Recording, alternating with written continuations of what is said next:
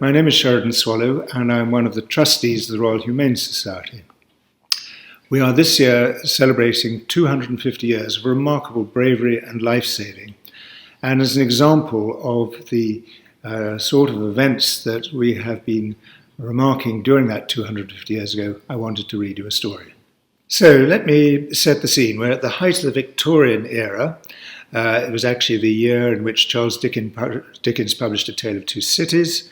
It was also the year that Isabel Kingdon Brunel, who was himself an award winner from the Royal Humane Society, died, and Arthur Conan Doyle was born. So, during the Battle of the Rapti on the 31st of December in 1858, on the frontiers of Nepal, Major Stisted and 4 men of the 7th Hussars were washed onto a sandbank in the middle of the foaming torrent. And as their horses had been drowned, there seemed no chance of their lives being saved. When the Lieutenant Colonel in command of the 7th Hussars, Sir William Russell, Bart, called for a volunteer to swim out to them. Major Charles Crawford Fraser begged to be allowed to go, and he swam out to them under sharp fire from the enemy, who were on the opposite side. And after great difficulty, owing to the rapidity of the stream, he reached them. They were completely exhausted, but he succeeded in saving the lives of Major Stisted and all the men with him. It was a most dangerous service and was most gallantly performed by him, especially when we call to mind that Major Fraser at the time had only a partial use of his right hand, owing to a severe wound which he had received at the Battle of Nuebgunge, and which he had not yet fully recovered.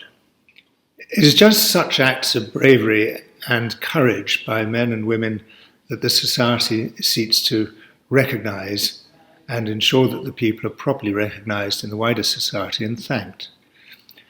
We're a registered charity, and frankly we run on a shoestring, and we rely totally on the kindness and generosity of people such as yourself to keep this important work going. We do our very best in all of this to also use it as part of work in encouraging the up-and-coming generations to rise to the challenge of unexpected events by their own courage and bravery, so that everything that you give has a great contribution to that, as well as a recognition to the particular person who we may be awarding a reward to. So I do hope you may feel inspired to make a modest contribution to our work. Perhaps, for example, you might want to make a donation by becoming a friend for £25, or if you felt up to paying £100, you would become a governor, which entitles you to attend our annual General Court and to meet some of the awardees. Whatever you can do, it would be hugely appreciated, and I would invite you to look for the details of exactly how to make a donation on our website. It's all there. Meanwhile, thank you very much for listening to me.